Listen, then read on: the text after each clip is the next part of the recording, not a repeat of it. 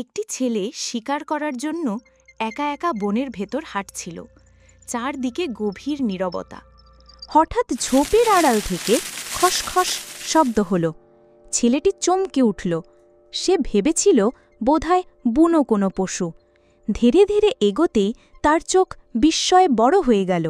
একটি সাদা হরিণ চাঁদের আলোয় দাঁড়িয়ে আছে। শরীর যেন ঝলমলে রূপার মতো ঝিকমিক করছে। প্রথমে তার মনে হলো এটিকে শিকার করলে আমি বিখ্যাত হব, কিন্তু হঠাৎই হরিণটির চোখে চোখ পড়ল। চোখ দুটি ছিল এত মায়ায় ভরা, যেন বলছে, আমি তোমাকে ভয় পাই না, আমি তোমার বন্ধু হতে চাই। ছেলেটির বুক কেঁপে উঠল। সে বন্দুক নামিয়ে দিল। ধীরে ধীরে হাত বাড়িয়ে দিল হরিণটির দিকে।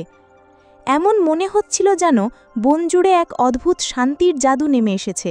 কিন্তু হঠাৎ ধাম, এক প্রচণ্ড শব্দ হল। দূর থেকে এক শিকারী গুলি ছুড়ল। সাদা হরিণটি মাটিতে পড়ে গেল। ছেলেটি ভয়ে আর দুঃখে দৌড়ে গিয়ে হরিণটির মাথায় হাত রাখল। ঠিক তখনই আশ্চর্য এক ঘটনা ঘটল। চোখ মেলার মুহূর্তে হরিণটির শরীর থেকে নরম আলোর ঝলক বের হল। আলো যেন আকাশে উঠে তারা হয়ে গেল।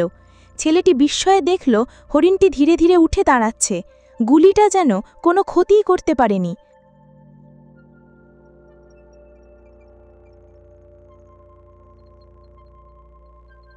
হরিণটি তার দিকে তাকিয়ে হালকা হাসল আর যেন বলল, তুমি আমাকে রক্ষা করেছ, তাই আমি বেঁচে আছি। শিকারী ভয়ে বন্দুক ফেলে দৌড়ে পালালো। সেদিন থেকে ছেলেটি আর কখনো শিকার করেনি, বরং প্রতিদিন বনে এসে হরিণটির সঙ্গে খেলত, কথা বলত। বনের প্রাণীরা তাকে দেখে ভয় পেত না, বরং সবাই যেন তাকে বন্ধু মনে করত।